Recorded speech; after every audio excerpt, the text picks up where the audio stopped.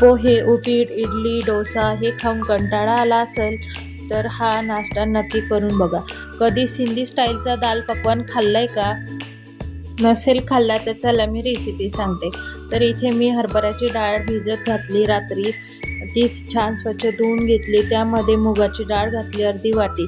ही दोन्ही स्वच्छ धुवून घेतल्यात आणि त्यामध्ये हळद थोडीशी, 2 मिरच्या, मीठ चवीपुरते आणि थोडंसं तेल हे छान कुकरला मी शिजवून घेतले.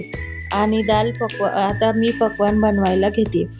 तर बघा, डाळ शिजते तोपर्यंत पकवान बनायचे. अगदी परफेक्ट मेजरमेंट आहे. तर बघा, 2 वाटी मी मैदा घेतलाय, त्याला अर्धी वाटी रवा घातलाय. त्यामध्ये ओवा घालायचा आहे, चवीपुरते मीठ, हे छान मिक्स करून आणि त्यामध्ये 2-3 चम्मच गरम तेल घालायचे, कारण पकवान असं कडक खुसखुशीत व्हायला पाहिजे त्यासाठी. आणि पीठ असे घट्टसर मळून घेतले. तोपर्यंत डाळ शिजली. डाळ झाल्यानंतर डाळीला इथे फोडणी देते. तेल गरम केले, त्यामध्ये जिरे, मोहरी थोडीशी आणि लसूण जिरे घातले. बारीक चिरलेला कांदा, टोमॅटो घालून छान असं लालसर होईपर्यंत परतून घ्यायचं. आणि त्यामध्ये गरम मसाला घालणार आहे. गरम मसाल्याने त्याला छान टेस्ट येते.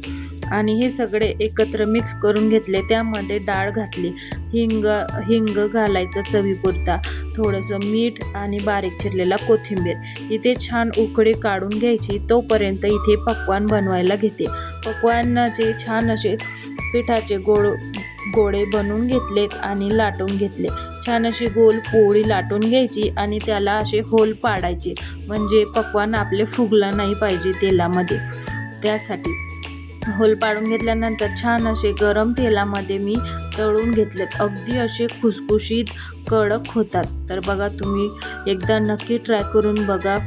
आणि कुणाचा बर्थडे असेल किंवा एखाद्या स्पेशल दिवशी तुम्ही करून बघा.